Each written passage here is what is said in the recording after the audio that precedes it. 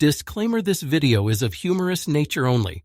The author does not seek to insult or humiliate anyone. The video may contain profanity. People under the age of 16 should refrain from watching this video. Story 1.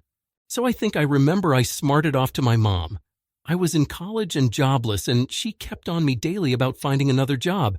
And I got sick of it, and she said, "You need to get another job or do something to make extra money somehow." And I turned around and I said, "Well, it's easy for you to say because you got a man working for you." Talking about my dad, he was the breadwinner, and my mom didn't work. She was legit stunned, and she goes, "Oh, okay." And I just walked off up to my room, and she told me to come back, and she started the countdown, and she got to 0, and I just kept walking to my room. Eventually, my dad got home, and we laugh about this to this day. But I thought it was so funny because I hear him stomp up to my room. He knocks and then opens the door to my room. Doesn't get clearance, just opens the door. My dad: "Hey." Me: "Hey, what's up?" My dad: "What's up is I heard what you said to your mother, and if you think that's going to fly, we are going to take things out back. And the father-son crap is going to go out the window, and we are going to see what kind of man you think you are." Silence.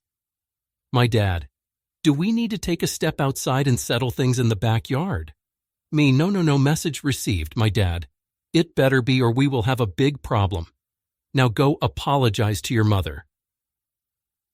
Slams door. At this point, I hear him go over to my brother's room, and it goes like this. Opens door. My dad: "You good?" My brother: "Dad, I want to take this opportunity to—" My dad: "Shut up." Slams door. I know I'm painting my dad in a bad light right now, but I'm glad he raised me and my brother the way he did, because to me that showed me no matter if I'm his son or not. He was willing to stand his ground and defend and protect his woman, and even blood is not excluded. Like I said, me and him still laugh about that to this day, because it was just so funny how it played out, but also terrifying at the same time, because my dad was like, "Alrighty, gotta beat some wholesale ass today," and it just so happens to be my son. Round 1, fight. Story 2. I think I've only found out a couple of times. I was mortally afraid of her reaching one, just afraid to get into any type of trouble in general. Which is weird, because my mom was fairly chill and seldom had to be strict with me. Once, I ignored her, and she dumped the ice-cold water she wanted me to get for her over my head in front of my best friend. The other time I can remember, we were on holiday, and I sassed her while we were in the mall. A quick but stinging slap on the behind set me right immediately. Now my sibling, on the other hand, Mom, 1, 2, 3. Sib, 4, 5, 6, 7. What about it? Gets a spanking.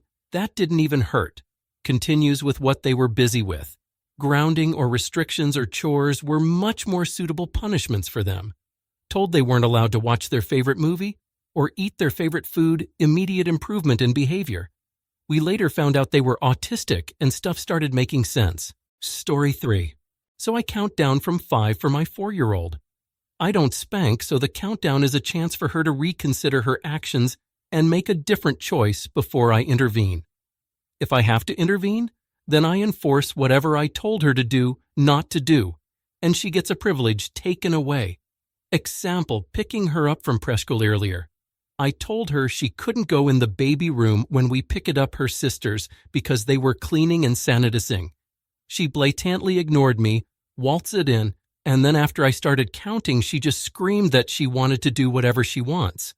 So I physically removed her to the hallway until it was time to go, and she couldn't play at the attached playground when we got outside since she was choosing not to listen or be considerate.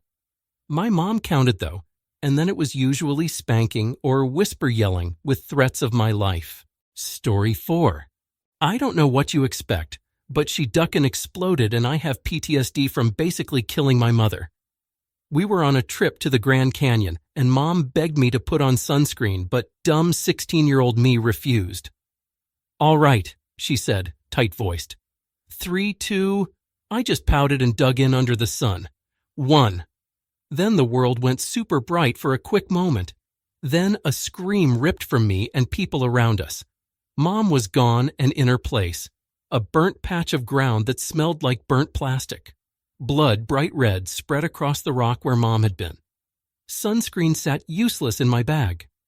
The sun, once far away, felt like it was there to punish me. The canyon stretched out huge, just like the emptiness inside me. Story 5. My brothers and I used to get warts on our fingers. One day, Mom brought home one of those freeze-it-off kits. I was terrified of it. I refused. She counted down. I was too scared to submit, even after she hit 0.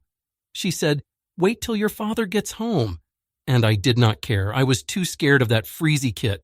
Dad got home and didn't do anything about it. I think he felt too bad to force me into it as well. This was the first time I ever said no to my parents and stuck to my guns. Nothing happened. I felt liberated, unstoppable. We ended up going with the duct tape method. Story 6. My mom never counted. She had only to stand at the door as the school bus pulled up to our driveway to let us know someone would be sorry soon. My entire neighborhood feared her. She had knowledge that to this day I will never understand how she came to know. We used to joke that she had a third eye and ear, and it would be attached to us when we left the house. Nothing else can explain her uncanny knowledge, and if you were a friend of ours, you had to deal with her too. She was feared, respected, and discussed in great detail by all kids in our neighborhood. Story 7. I think I only tested this as a young child because my parents just reminded me that one time I ignored getting out of the pool. My dad got in the pool and removed me lol. My parents stuck to any consequences.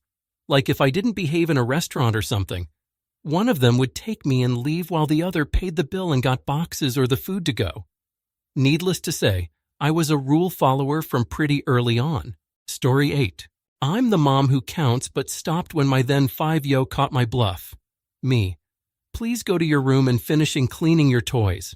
Just an excuse. I just wanted some alone time. Her. Walks as slowly as possible to the dormy. 3, 2. Her, looking me dead in the eye as she reached the door. Say it, what's gonna happen? Crap, kid. You got me. IDK, what was gonna happen either? Story 9. I always hated this. I'd be like, oh, please do the thing before I get to 0 BC. I have no plan. So with my kids, I told them what we were going to do when I got to 0 or got to a number instead. Okay, I'm going to count to 10 and then we're going to get off the swing. Okay, 10, now let's go. Happy sing-song voice. It seemed to work much better and help make transitions easier. Story 10. That was the day I realized my bedroom was upstairs and all I had to do was take a few steps backward, shut the door, and push the lock in. She wasn't going to come after me. She was too fat and slow. Don't know what broke me out of the training to get my ass beat for no reason, but that was a pretty liberating day. Finally disowned her last year. Story 11. Usually she would start wailing on me with the wooden spoon. I would drop to the ground and turtle up. She would latch onto the pant cuff of my jeans and wail a little more. Until one time, the spoon broke, and then I would gradually start laughing at her. Once she knew that whoopins no longer worked, the groundings began and remained in effect until I was 18. Story 12. My brother and I had an older cousin who told us to let her count it down because she was too lazy to get up. He was right. I use this forbidden knowledge against her even as an adult. When she wants money, I tell her she has to come get it because she's too lazy to do it. It probably saves me a nifty $2,000 a year. Story 13. Nothing. It was honestly sad and frustrating. Like she really had nothing. She had no authority. There was no reason to listen to her. She had no power, and she didn't know what she was doing. And as a kid, you don't want that.